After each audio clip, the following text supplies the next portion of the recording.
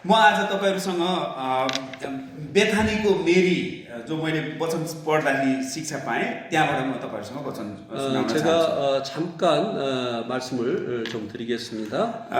베다니의 마리아에 대해서. बाइबलमा नयाँ नियममा हामी हेर्दाखेरि त्यहाँनिर चारजना मरियमहरु अर्थात मेरीहरु भेटिन्छ र अर्को दुईजना पनि फेरि 성경에 보게 되어지면 4명의 마리아가 등장을 합니다. त्यो चारवटा मरियमहरु येशूको आमा मरियम, 4명의 그 마리아 중에 한 명은 예수님의 어머니, बेथानीको मरियम, 또 베다니의 마리아, मग्दलाको मरियम, 막달라 마리아, त्यसपछि आएर अलि योना 19 को 25 मा हेर्यो भने क्लियोपासको श्रीमती मरियम, 글로바의 그 아내 마리아. अनि त्यसपछि आएर अर्को मरियम चाहिँ प्रेरितको पुस्तकमा छ 12 को 12 मा जसलाई योना मर्कुसको आमा मरियम भनेर चिनिन्छ। 마가 요한의 어머니 마리아. त्यसपछि अर्को एकजना पनि हुनुहुन्छ, उहाँ चाहिँ रोमको विश्वासी मरियम 16 को 6 मा, रोमी 16 को 6 मा लेखिएको छ। 로마서 16장 6절에 나오는 또 로마에 있는 그 마리아. मैले यो सबै यो मरियमहरुको नाम भएका यी दिदीबहिनीहरुको विचार गर्दाखेरि किन यति धेरै मरियम लेखेको होला, किन यति धेरै नाम जो स्त्री जन्मेकी मरियम नाम दिइहाल्ने आमा बुवाले किन मरियम दिएको होला भनेर मेरो आफ्नो विचार प्रश्न उठ्यो। 이렇게 이제 성경에 마리아의 이름이 많이 나오는 것을 보면서 왜 이렇게 성경에 마리아의 이름이 많을까를 생각을 했습니다. त्यसैले मैले मरियमको यो नाम चाहिँ मेरी अंग्रेजीमा भन्छ, यसलाई बाइबलमा मारासँग सम्बन्धित हो भनेर मैले बुझेँ। 이 영어로는 마리아가 메리인데요. 이 메리는 성경에 마라와 그 뜻이 통합니다. यो माराको हिब्रू शब्द, यो माराको अर्थ चाहिँ तितो हुन्छ। 이 마라의 뜻은 쓰다고 하는 것과 연관이 있습니다. यो प्रस्थान 15 को 22 देखि 25 सम्म पढ्दा यो घटना यो शब्द त्यहाँ आउँछ। 출애굽기 15장 22절에서 25절에 이 마라의 쓴물이 나옵니다. त्यसैगरी रुथ 1 को 19 देखि 21 सम्म हेर्यो भने नाओमी अर्थात आनन्द, त्यो मलाई नाओमी नभन मलाई मारा भन भनेर लेखिएको छ। 룻 1장 19절에서 21절에 보면 나오미를 이제 자신을 나오미라 부르지 말고 마라라고 부르라고 하는 것을 볼 수 있습니다. माराको अर्थ तितो, bitter. 이 마라라고 하는 뜻은 쓴 것이라고 하는 뜻입니다. किन यति धेरै मरियमहरु, मेरीहरु?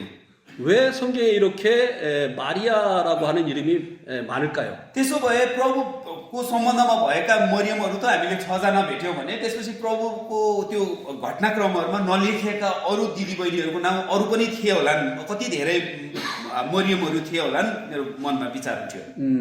여기 성경에 나오는 마리아만 해도 6명이라고 한다면 성경에 안 나오는 마리아도 굉장히 많았을 것이다라고 하는 생각을 अनि 했습니다. मैले दुईटा कारण पाएँ।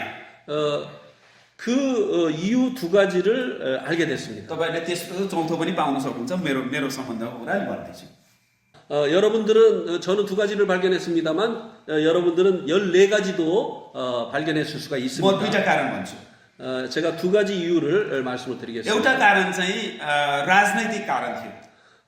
첫 번째 이유는 정치적인 이유입니다. किनभने त्यो बेलामा इस्रायल देश चाहिँ रोमीहरुको अधीनमा थियो। 그때 이스라엘은 로마의 통치 아래에 있었습니다. आफ्नो इच्छा अनुसार केही कुरा निर्णय गर्न सक्दैनन्। 그렇기 때문에 자기들이 원하는 대로 할 수가 없었습니다. जे कुराको लागि पनि रोमको अनुमति लिनुपर्छ। 무슨 일을 하든지 로마의 허락을 받아야 됐습니다. अनि रोमको सत्तावट थियो त्यति बेला। 로마가 이스라엘을 박해하고 있었습니다. त्यसैले यिनीहरु चाहिँ पहिलाको त्यो स्वतन्त्रता प्रभु परमेश्वरको जनहरु हैन, इस्रायलीहरु भए तापनि त्यो स्वतन्त्रता गुमेको कारणले गर्दाखेरि यिनीहरु राजनैतिक रूपमा यिनीहरु एकदमै बिचरा अवस्थामा थिए। 자신들의 그 자유를 잃어버렸기 때문에 이들은 굉장히 어려운 가운데 있을 때입니다. त्यसैले यिनीहरुको जीवन तितो भएको थियो। 그래서 이들의 그 삶은 쓴 가운데 있었습니다. दोस्रो कारण चाहिँ 두 번째 이유는 यो आत्मिक कारण थियो। 이것은 영적인 것입니다. यिनीहरुसँग परमेश्वर सधैँ बातचित गर्दै पुरानो समयदेखि, राजाहरूको कालदेखि, अगमवक्ताहरूको कालदेखि, न्यायकर्ताको कालदेखि परमेश्वर कम्युनिकेट गर्दै आउनुभयो।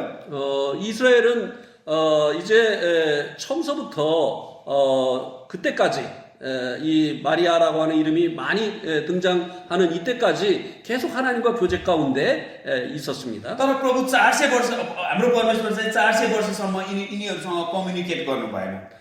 그러나 하나님께서 구약 시대가 끝나고 신약 시대가 시작하기 전까지 400년 동안 하나님께서 그들과 교제하지 않으셨습니다. छोराको हैसियतले बुवाबाट बरु गाली गर्दै बुवाले मलाई कराउँदै गरेको आवाज बुवाको गालीको आवाज सुन्दै गरेर जिउनु चाहिँ मेरो निम्ति असल हुन्छ न कि बुवा मसँग रिसाएर चुप्प लागेर रिसाएर फन्केर हिँड्ने। 내가 무엇인가를 잘못했을 때 아버지께 야단 맞는 것이 오히려 아버지께서 침묵하는 것보다 더 낫습니다. त्यसैले इस्राएलीहरू चाहिँ एकदमै दुःखको अवस्थामा परे। 그래서 하나님께서 침묵하신 이 400년은 이스라엘 백성들에게 정말 힘든 시간이었습니다. परमेश्वरको आवाज सुन्दैनथे। 하나님의 음성을 들을 수가 없던 시대입니다. त्यसैले यिनीहरू एउटा आत्मिक अन्धकारमा गुज्रिरहेका थिए। 그래서 이스라엘은 이때 영적인 어둠 가운데 있었습니다. राजनीतिक अवस्था पनि खतम छ। 정치적으로도 이제 어려운 상태였고 यो अन्यलताको समयमा यो सतावटको समयमा फेरि परमेश्वर पनि चुप्प बस्दै हुनुहुन्छ। 영적으로도 어려운 상태, 하나님께서 침묵하시는 시대였습니다. त्यसैले तीतो जीवन भएकोले गर्दा स्त्रीहरू जन्मिने बित्तिकै नाम मारा अर्थात् मेरी राखियो भनेर मैले विचार गरेँ। 그래서 여자아이를 낳을 때마다 이 영적인 상태, 정치적인 상태를 생각하면서 쓴이라고 하는 뜻을 가지고 있는 이 마라 메리를 이름으로 정했던 것입니다. त्यसैले यस्तो तीतो भएको जीवनलाई अब मिठो कसरी बनाउनु? 그러면 이렇게 쓴 인생을 어떻게 단 인생으로 바꿀 수 있을까요? प्रस्थान 15को 25मा त्यो माराको पानी कसरी मिठो भयो तीतो पानी? 출애굽기 15장 25절에 보면 이 쓴물이 어떻게 단물로 변화가 되어졌습니까? के त्यो पानी त्यो काठको टुक्रा हालेपछि मिठो भएको होइन र? 거기에 이제 나무 조각을 던진 후에 이 쓴물이 단물로 되지 않았습니까? अनि त्यो काठको टुक्रा के हाम्रो प्रभु येशू ख्रीष्टको क्रुस होइन र? 이 ना무는 예수 그리스도가 우리를 구원하시고 달리신 그 십자가를 생각하게 합니다. गलाती 3को 13मा मैले यो पद अलिकति हेरौँ। गलाती 3को 13मा हामी पढ्यो भने 갈라디아서 3장 13절에 보면 हाम्रा निम्ति उहाँ सराप बन्नुभयो भनेर हामी पढ्छौँ। 예수님께서 십자가에 달리셔서 하나님에게 저주를 받았다고 말씀해주고 있습니다. हाम्रो प्रभु चाहिँ त्यो काठमा झुन्डेर हामीलाई उद्धार गर्नलाई उहाँले आफूमाथि श्राप बोक्नुभयो। 우리 주님께서 이제 십자가에 달리셔서 우리를 구원하시려고 하나님께 저주를 받으셨습니다. अब्राहमलाई दिएको आशिष ख्रीष्ट येशूद्वारा हामीले पाओस् भनेर। 아브라함에게 약속하신 그 복을 우리가 받게 하시려고 예수님께서 그렇게 하셨습니다. लुका 2को 10देखि 12मा स्वर्गदूतहरूद्वारा ती गोठालाहरूलाई बाँडिएको वचन कस्तो थियो? 누가복음 2장 10절에서 11절에 보면 너희들을 위해서 구원자가 태어나게 될 것이라고 말씀했습니다. त्यो आनन्द दिने अर्थात् त्यो शान्ति दिने त्यो सुसमाचारको स्रोत चाहिँ हाम्रो प्रभु येशू ख्रीष्ट हुनुहुन्छ। 기쁨을 주고 그리고 평화를 주시는 그 근원은 바로 예수 그리스도이십니다. त्यसैगरी प्रेरित 8को 8मा so there was great joy in that city भनेर भनिएको छ जब सुसमाचार जब आयो। 출애굽기 8과 8? 8장 8절에 보면 그러므로 거기에 그 도시에 큰 기쁨이 있을 것이다. 이렇게 말씀해주고 있습니다. त्यसैले हाम्रो प्रभु येशू ख्रीष्ट हाम्रो र फेरि अझै त्यो क्रुस चाहिँ तपाईँ र मेरो निम्ति आनन्दको स्रोत हुन्छ। 그래서 예수님은 우리 모두의 기쁨의 근원이 되십니다. मेरो जीवन पनि तीतो बनाउने थोकहरू संसारमा थुप्रै छ। 우리들의 인생을 정말 이 고달프게 하는 정말 쓰게 하는 이런 일들이 세상에 너무나 많이 있습니다. मैले भने जस्तो म जीवन जिउन सक्दैन धेरै सधैँ नै। 저도 제가 원하는 그 삶을 살 수가 없었습니다. कहिलेकाहीँ मेरो मन तीतो हुन्छ। 그래서 제 마음이 늘 곤고한 가운데 있었습니다. कहिलेकाहीँ मेरो स्वास्थ्य बिग्रन्छ। 또 어떨 때는 건강을 잃어버리기도 합니다. आर्थिक अवस्था खत्तम हुन्छ 또 영적으로 문제가 생길 때가 있습니다. परिवारमा बिरामी आइलाग्छ 가족이 아플 때도 있습니다. यी सबै कुराहरूले हाम्रो जीवन तितो बनाउँछ त्यसमा मिठो कसरी हुन्छ त 이 모든 것들이 우리의 인생을 이제 곤고하게 합니다. त्यो क्रुसद्वारा मात्रै क्रुसले हाम्रो जीवनलाई आनन्द दिन्छ 이 곤고한 지원을 기쁨과 평안이 넘치는 삶으로 바꾸는 것은 바로 십자가에 있습니다. त्यसै गरी यो तितोलाई मिठो बनाउने क्रुस हामीले हेऱ्यौँ त्यो क्रुस चाहिँ हाम्रो प्रभु येशू ख्रीष्टको क्रुस हो अब म अर्कोतिर म जान चाहन्छु 다른 부분을 좀 말씀을 드리겠습니다. यो पानीलाई मिठो बनाए चाहिँ फेरि अर्को एउटा काठ छ जसले अचम्मको काम गर्यो 그 쓴물을 단물로 만든 이 나무 조각은 यो काठको बारेमा चाहिँ हामीले राजाको खण्डहरूमा यो कुरा लेखिएको छ राजाको पुस्तकमा 나무가 그 시대에 그 왕들에 대해서 또한 말씀해주고 있습니다. मागेर बन्चोरो लगेर त्यो काम गर्दै थियो त्यो बन्चोरो चाहिँ फुत्केर त्यो तलाउमा डुब्यो 도끼를 빌려다가 나무를 뭐죠? 네?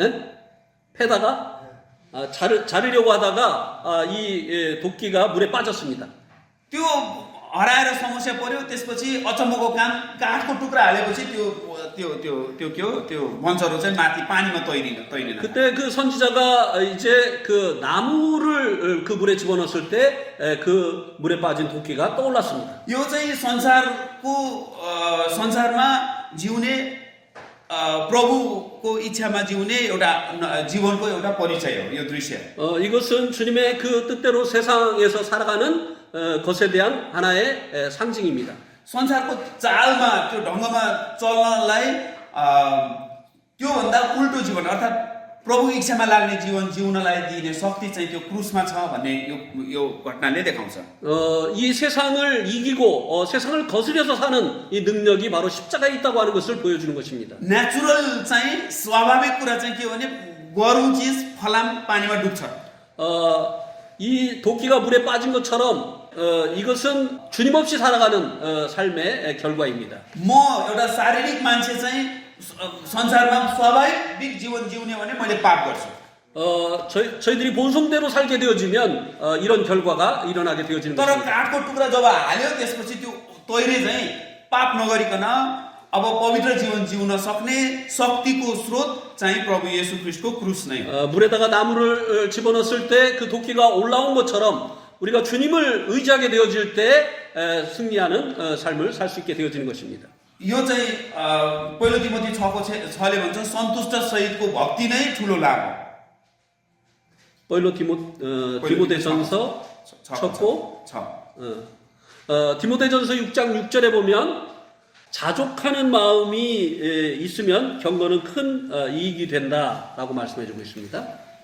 यसरी यो काठ चाहिँ यस्तो किसिमको काठ हो जसले चाहिँ अब आत्मिक जीवन बिताउनलाई सामर्थ्य दिन्छ 이 नामु의 뜻은 우리가 영적인 삶을 사는데 힘을 주는 것을 의미하는 것입니다.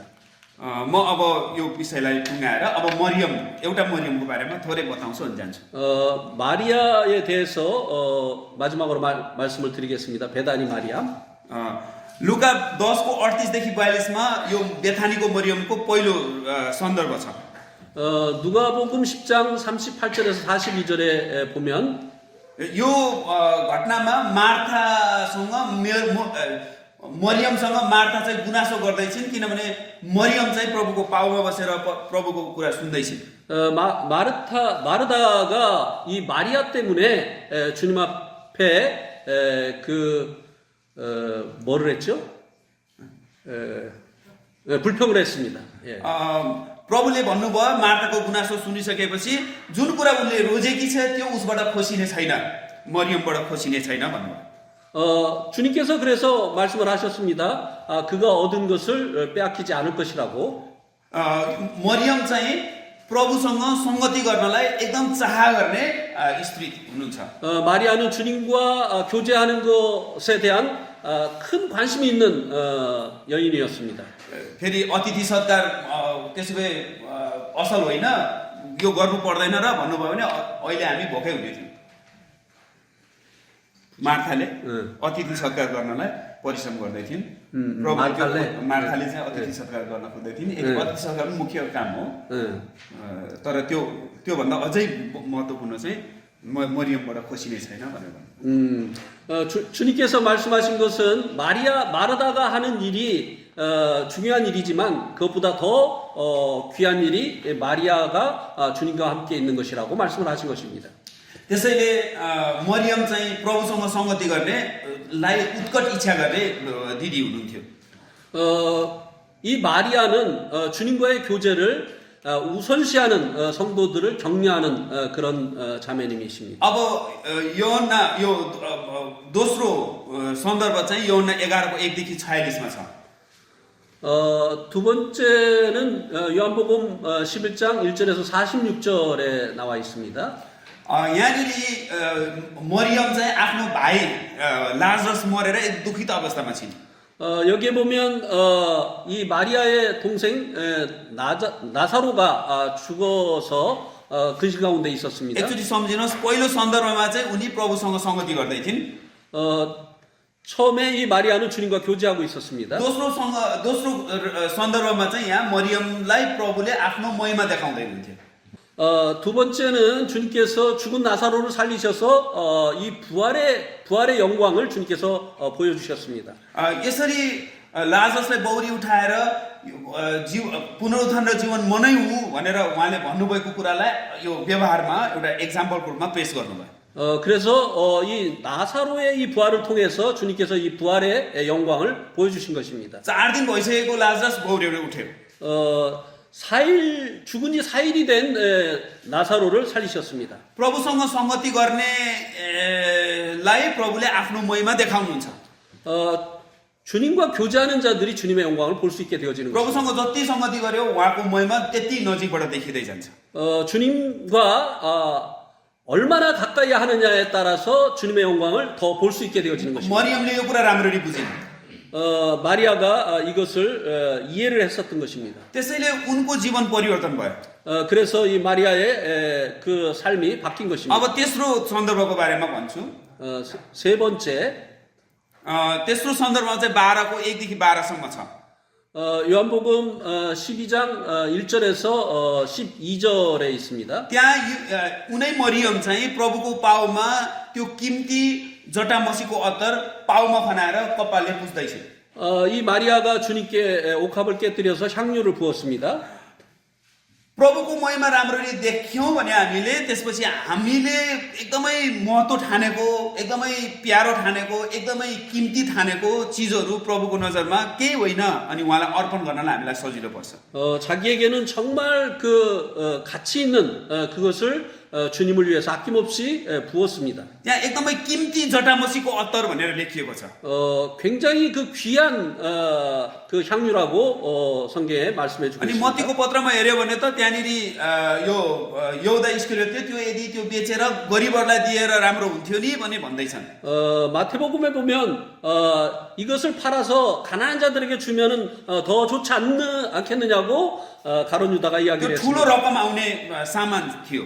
그러니까 굉장히 비싼 것이었습니다. 이 향유는 मैले विचार गर्दा 제가 생각할 때 दिदीबहिनीहरूले यो ज्वेलरी यो के गहना चाहिँ थियो त्यो जटामसीको अत्तर मरियमको लागि.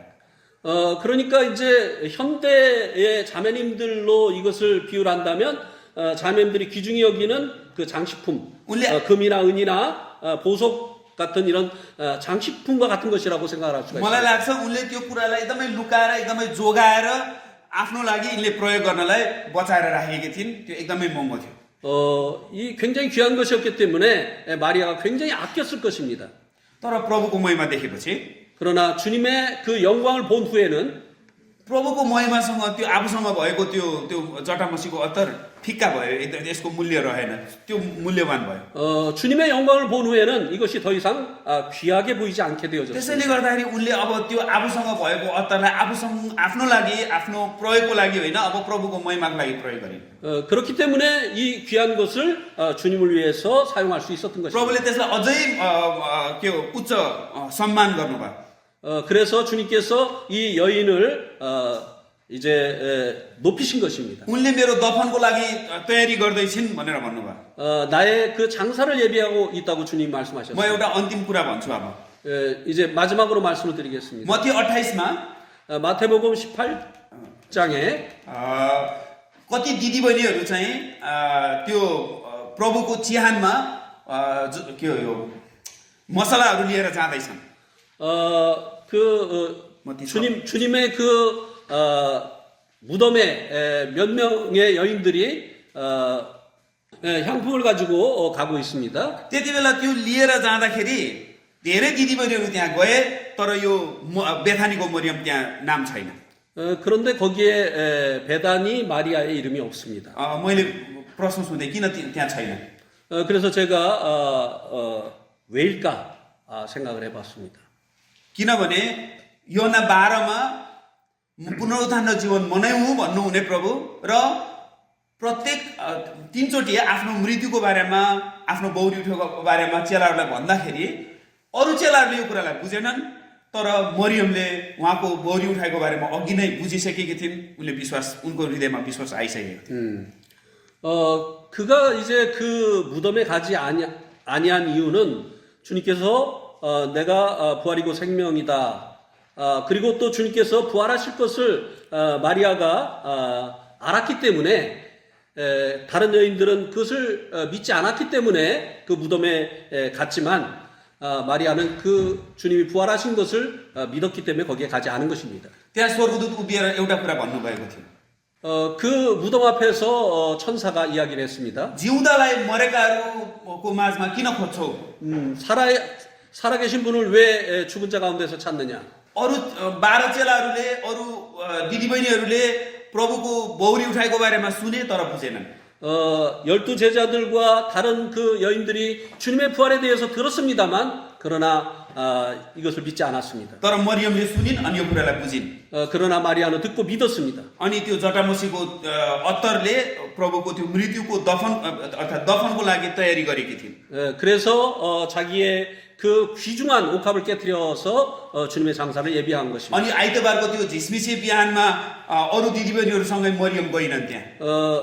주일 아침에 안식구 첫날 다른 그 여인들은 갔지만 마리아는 가지 않았습니다. उनी स्पष्ट थिइन् प्रभु बौरी उठिसक्नु भयो। 그는 알고 있었습니다. 주님이 부활했다고 하는 사실을. उहाँ मृत्युलाई जित्नुहुने प्रभु हुनुहुन्छ। 주님은 죽음을 이기시는 분이라고 하는 것을 알고 उहाँ 있었습니다. मरेको मरे हुने प्रभु होइन। 주님은 죽은 자 가운데 계실 분이 아니라고 하는 것을 알았던 것입니다.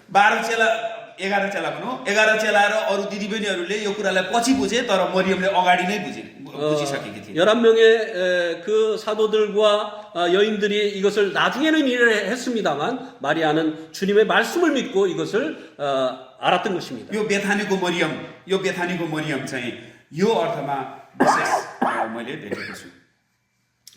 베다니 마리아부터 이런 교훈을 받았습니다. सङ्गतिमा रहने, 주님과 교제하는 것, त्यसपछि प्रभुको त्यो महिमा देख्ने, 그리고 주님의 영광을 보는 것, त्यसपछि त्यो महिमा देखेर उनको विश्वास बढ्ने, 그리고 그 주님의 영광을 보고 믿음이 자라가는 것. अनि मैले आफूलाई भने, 그래서 제가 저 자신에게 म पनि सङ्गतिमा रहन्छु भने, 나도 주님과 교제하는 자리에 늘 있겠다. उहाँको महिमा देख्छु। 그리고 주님의 영광을 보리라. अनि यो संसारको थोकभन्दा अब प्रभुको महिमालाई र प्रभुलाई महत्त्व बढिदिन्छु अनि उहाँलाई आदर गर्न मैले 그리고 이 세상 것보다 주님의 것을 더 귀히 여기리라. म यस्तो हुन चाहन्छु। 이렇게 되어지기를 원합니다. तपाईहरुको लागि पनि यो प्रेरणा, यो भाइले बाँडेको यो विषय तपाईहरुको प्रेरणा होस् म भन्दै यहाँ टुङ्ग्याउन चाहन्छु। 작은 형제가 말씀을 드렸습니다만 여러분들도 이런 주님의 은혜를 누릴 수 있게 되기를 바랍니다. ढिलो भए तापनि नथाकिकन सुनिदिनु भयो धन्यवाद। 좀 늦었습니다만 끝까지 잘 들어주셔서 감사를 드립니다. प्रभुको महिमामा फेरि समय भेटौँला। 주님의 영광 가운데 다시 만날 수 있으면 좋겠습니다. धन्यवाद।